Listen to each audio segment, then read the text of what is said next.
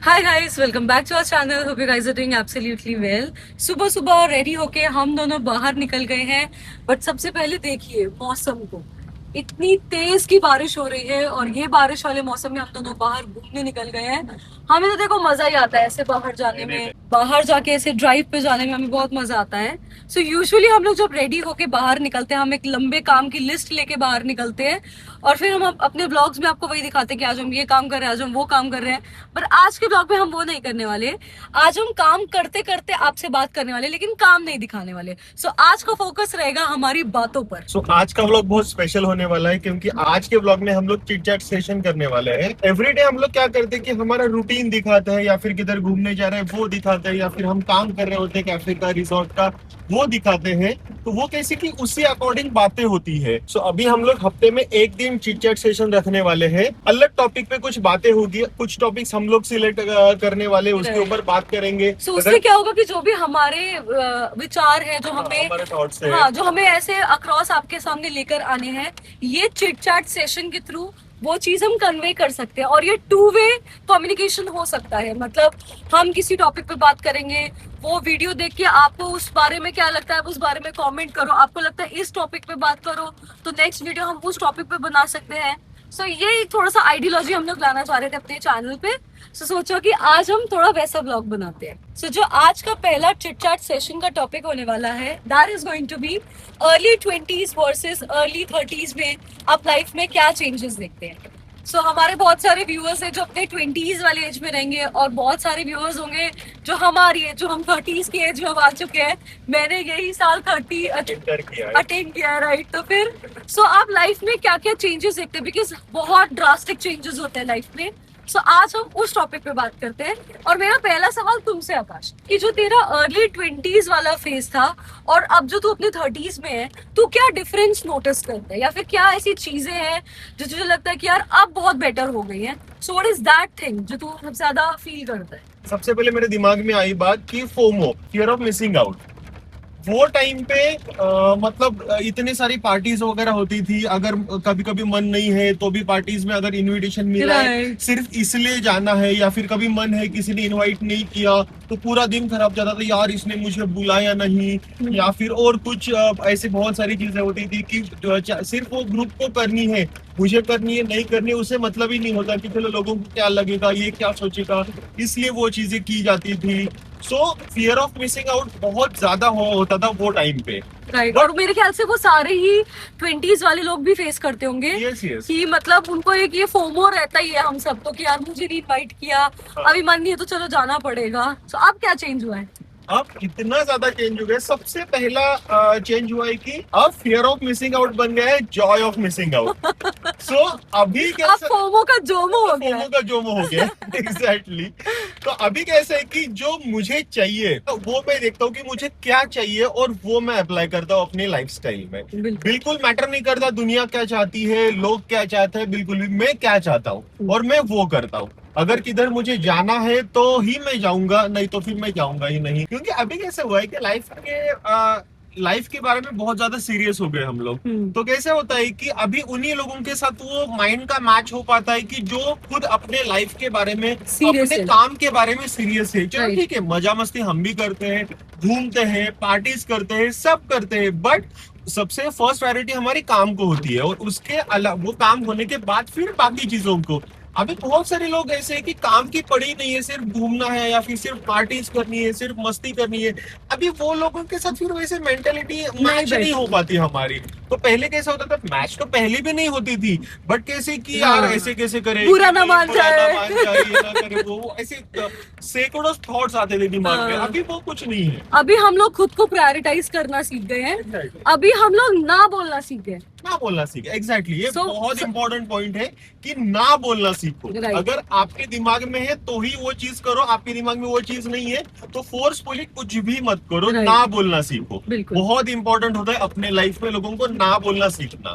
ये second learning है। पहला था फियर ऑफ मिसिंग आउट जो जोमो में कन्वर्ट हो गया, and second learning would be जो you have to learn how to say no to people. देखो गाइस, साथ के साथ हमारा काम भी चल रहा है। इतने सारे नंबर ऑफ आइटम्स हम लोगों ने परचेज कर लिए हैं और आते हैं वापस जरा अपने टॉपिक पे। अभी तुम बताओ कि तुम्हारे अर्ली 20s और अर्ली 30s में क्या डिफरेंस है? यार मेरे लिए जो सबसे मेजर डिफरेंस है that is my friend circle, मेरा जो फ्रेंडशिप्स है मेरे लिए ये बहुत चेंज हुए हैं। I tell you how. पहले ना मेरे रहते थे 30 40 50 दोस्त और वो बड़ा सर्कल चाहिए होता था और ऐसे दिखना चाहिए कि हाँ इतने सारे फ्रेंड्स हैं। बर्थडेज मेरे 7 7 8 8 दिन में मनाती थी सब लोगों के साथ, जिनके साथ मुझे नहीं भी शायद बर्थडेज मनाने हुआ करते थे, बट वो एक प्योर प्रेशर रहता था कि यार सबको पार्टी देनी है, सबके साथ वो चीज होती है। और जो अब मैं जैसे ही मैं अपनी 30s में एंटर हुई हूँ, the major thing that I have done is वो 50 से कट डाउन करके सीधा 5 पे आ गई हूँ। कि मतलब अब कैसा है कि मेरे लिए तब क्वालिटी से ज्यादा क्वांटिटी मैटर करती थी। Exactly. कि यार झुंड होना चाहिए, दोस्तों का ग्रुप होना चाहिए, बट अब उल्टा हो चुका है। अब मेरे लिए quality matters the most in my friendships. सबसे ज्यादा इंपॉर्टेंट मेरे लिए वो चीज है कि चाहे 5 ही दोस्त हो, लेकिन वैसे दोस्त होने चाहिए जिनके साथ आप सच में बॉन्ड कर सकते हो, जिनके साथ आप एक्चुअली बातें कर सकते हो। एंड टचवुड मेरे पास वैसे दोस्त हैं। सो वो मेरे लिए एक बहुत बड़ा चेंज और एक लाइफ लर्निंग लेसन है कि you should always prefer quality over quantity. But in fact 90 भी नहीं, 90% से भी ज्यादा 95% लोग में भी यही होता है। जो 30s वालों का भी तुम पूछोगे ना कि अभी फ्रेंड सर्कल क्या है और अर्ली 20s में कितना था, तो जो तेरा है ना वो ऑलमोस्ट 90-95% का लोगों का वही होता है। 5% अभी भी वही रहते हैं कि वही मोड में। बट नहीं आकाश, ऐसा नहीं है। तुझे पता है बहुत सारे लोग होते हैं जिनको पीपल प्लीजिंग वाली बीमारी रहती ही है। और फॉर लाइफ वो रहती है। सबके अंदर इतने गट्स नहीं होते हैं to cut down the negative people out of your life. बहुत सारे लोग होते हैं जिनके पास वो प्रॉब्लम होती है। तो वो अगर आप लोगों के साथ भी है, so guys it is high time you stand up for yourself. अपना ग्रुप कट डाउन करो, जिन लोगों की जरूरत है सिर्फ लाइफ में उन्हीं को रखो। जितने कम लोग रहेंगे उतना कम ड्रामा रहेगा, जीरो टॉलरेंस फॉर ड्रामा, और उतनी ही अच्छी लाइफ कटेगी। सो व्हाट अबाउट यू आकाश, तेरे फ्रेंडशिप का क्या स्टेटस है? सो मेरे फ्रेंडशिप रिगार्डिंग कुछ ना, मैंने बहुत सारे रूल्स ऐसे बना के रखे जब 30s में एंटर किया तब। पहले कैसे होता था कि बहुत सारे लोग गलती करते थे या फिर कुछ कीड़ा करते थे, फ्रेंडशिप रिगार्डिंग करते थे, मेरे रिगार्डिंग करते थे, रिलेशन रिगार्डिंग करते थे। बट ना पहले ऐसे कुछ फिल्टर ही नहीं था कि यार ठीक है गलती की, उसने एक बार सॉरी बोल दिया कि यार चलो ठीक है, कितनी भी बड़ी गलती हो चलो ठीक है, या फिर सॉरी नहीं भी बोल दिया, कुछ टाइम पीरियड गया कि यार चलो ठीक है भूल जाते थे। तो कुछ लोगों को ना वो आदत पड़ती गई कि ठीक है, कुछ लोग सॉरी बोलते थे कितनी भी बड़ी गलती हो, हम फटाक से ओके ओके इट्स ओके ठीक है, या फिर कुछ तो सॉरी भी नहीं बोलते थे। कुछ टाइम पीरियड जाता था अच्छा खासा, तो उनका एक वो माइंडसेट बनता था कि अच्छा ठीक है अभी टाइम पीरियड चला गया है ना, तो चलो ठीक है ये भूल गया है। और वो सच भी होता था क्योंकि मैं नॉर्मल होके बात करना स्टार्ट भी करता था। बट अभी मैंने क्या किया है ना कि कुछ पैरामीटर सेट किए कि गलती ठीक है, गलती होती है, हर इंसान से होती है, बट गलती क्या है, अगर वो माफ करने लायक गलती है, कुछ नॉमिनल गलती है तो ठीक है। बट अगर नॉन निगोशिएबल कोई चीज है तो मैं उस चीज को, उस इंसान को कभी माफ नहीं करता। क्योंकि वो भी मैंने करके देखा पहले लेट 20s में, कि अभी रिसेंटली 2-3 साल पहले भी मेरे साथ ऐसी ही किस्से होगी कि बहुत ऐसे बड़े बड़े मैटर्स मेरे साथ लोगों ने किए, बट वो चीजें मैंने छोड़ दी कि पहले के मेरे माइंडसेट के हिसाब से।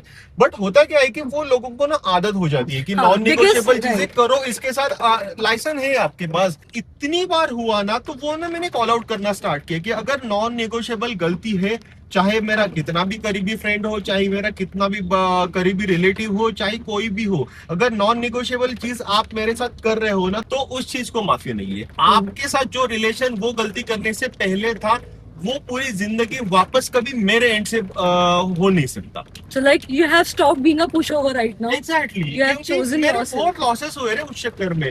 लोग मुझे फॉर ग्रांटेड लेना चालू हो गए कि लोगों को ये एक माइंडसेट बन गया कि यार इसके साथ तो कुछ भी करो, इसको कैसे भी ट्रीट करो, ये तो कुछ टाइम के बाद भूल ही जाता है ये।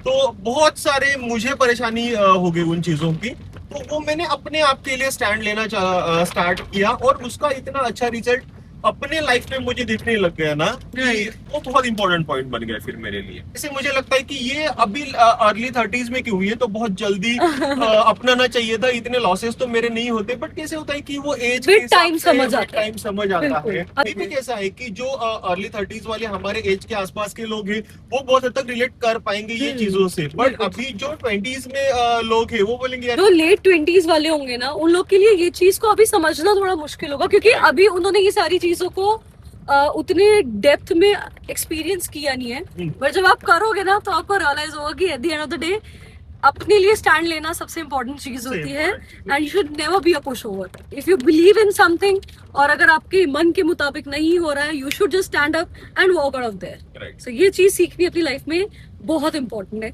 सो now coming on a lighter note, और एक चीज जो हम लोगों ने ऑब्जर्व की है इज जो हमारी एनर्जी हुआ करती थी अर्ली 20s में, 20-25 के जब हम होते थे तब, और अब मतलब बॉडी का जो ये ड्रास्टिक चेंज देखा है ना, मतलब 20-25 साल के जब हुआ करते थे, कहीं भी ले चलो, सुबह 5 बजे उठा के घुमा दो, किसी पहाड़ पे चढ़वा दो, कभी रॉक क्लाइंबिंग, कभी ये एडवेंचर स्पोर्ट, कितना भी बाइक से ट्रैवल करा दो, बस से ट्रैवल करा दो, 2-3 घंटे की नींद के ऊपर भी बॉडी पूरा दिन फंक्शन करती थी। अभी पूरा चेंज हो गया यार। मतलब अभी you guys might be wondering कि यार ये लोग तो इतने रोड ट्रिप्स करते हैं, road trips are very hectic, but हमारे रोड ट्रिप्स पता है कैसे डिजाइंड होते हैं, उसमें 8 घंटे की नींद जरूर होनी चाहिए, और फिर हम बाकी सारी चीजें करते हैं, because of course we travel an number of kilometers. अभी K2 की जर्नी में तो हमने 9000 किलोमीटर्स फॉर 1 मंथ ट्रैवल किया है, लेकिन उसमें भी हम लोग क्या करते थे कि जो ट्रिप हम लोग 18 से 20 दिन में बिठा सकते थे, वो ट्रिप हम लोगों ने 26-27 दिन का बनाया। अपना कंफर्ट सबसे पहले आता है, अपना अच्छा होटल आता है जिसपे एक अच्छा सा बेड हो, 7-8 घंटे की नींद हो, और उसके बाद घूमो फिरो और ऐश काटो। पहले तो हम लोग बाइक से ट्रैवल करते थे, अभी तो बाइक से इम्पॉसिबल बन गया है, और लिटरली होटल्स प्रॉपर ढंग के नहीं होते थे। कहीं पे भी बाइक रुक जाओ। चलाते थे दिन में, बिल्कुल भी 3-4 घंटे के ऊपर रात को नींद नहीं मिलती थी, फिर भी बहुत कंफर्टेबली ट्रिप कंप्लीट करते थे हम लोग। अभी वो नहीं होता। बाइक से ट्रैवल तो पहली बात तो अभी गाड़ी के कंफर्ट की आदत हो गई, तो बाइक से ट्रैवल होता ही नहीं है। Right. और एक अच्छे 7-8 घंटे की नींद चाहिए, उसके बिना फिर वो आलस लगता है पूरा दिन भर। अभी यामिनी उत्तम लोग आए थे और हम लोगों ने प्लान किया था जब अलीबाग आए थे कि सुबह सुबह जाएंगे लोनावला, एंड लिटरली हम लोग यहाँ से निकले हैं, आधे रास्ते में हम सबको नींद आ रही थी, और जोश में हम लोग अलीबाग से लोनावला जाने के लिए निकले, और मतलब हम लोग एक्सप्रेस वे ज्वाइन किया, खालापुर का टोल पे गए, वहां से कितना आधा घंटा लोनावला बचा है वो छोड़ मतलब के। ये तो ऑलरेडी घर से निकले, तब तीनों भी गाड़ी में कंटिन्यू सो रहे थे। मैं अकेला ड्राइव कर रहा था, ड्राइव करते करते मुझे भी नींद आना चालू हो गई। लिटरली हम लोग वहां से रिटर्न घर पे आ गए और सो गए। मतलब ये एनर्जी जो ड्रेन हो गई है ना, परमानेंट कमर में दर्द रहता है, ये क्या नया नाटक है समझ नहीं आता। तो टाइम पे हमने एक दिन पहले पार्टी की थी लेट नाइट तक, तो 3-3:30 बजे कुछ तो सोए थे और 7-8 बजे उठे थे, तो नींद नहीं मिली ना, वही तो नींद कह रही नहीं मिली हूँ, हमें। अपना कंफर्ट जोन अब छोड़ा ही नहीं जाता है। ये सबसे बड़ी प्रॉब्लम हो गई है। सो ये मेजर हमारे टेक अवे थे कि भाई ये सारे चेंजेस हैं जो हम लोग बहुत कीनली ऑब्जर्व करते हैं, और हम यही बातें बहुत बार करते हैं कि यार 20s में हम ऐसे थे, अब 30s में हम लोग ऐसे हो गए। सो आप लोग बताओ कि आप अपनी लाइफ के किस फेज में हो। अभी आप 20s में हो और उस फेज से रिलेट कर पा रहे हो, या आप 30s में एंटर हो गए हो और आपको भी लगता है कि हाँ ये जो चेंजेस की बात कर रहे हैं, यही चेंजेस आप भी अपने अंदर फील कर रहे हो। तो मुझे ऐसे लगता है कि 30s में आने के बाद आप अपने आप से मिलते हो विदाउट एनी फिल्टर। हाँ, तो that's आपकी true. असली पर्सनैलिटी क्या है वो आपको खुद को पता चलती है 30s में एंटर करने के बाद। बिल्कुल। 20s होते हैं वो बहुत रॉ होते हैं, बहुत स्पॉन्टेनियस होते हैं, and they shape you. But जो 30s होते हैं वो बहुत ग्राउंडेड होते हैं, and they celebrate you. So that is the takeaway. और आप बताओ आज का चिट चैट सेशन आपको कैसा लगा। हम लोग तो देखो अपने रिसोर्ट आ चुके हैं वापस अपना सारा काम करके। So that was a chit chat session for the day. मिलते हैं अगले व्लॉग में। Bye bye.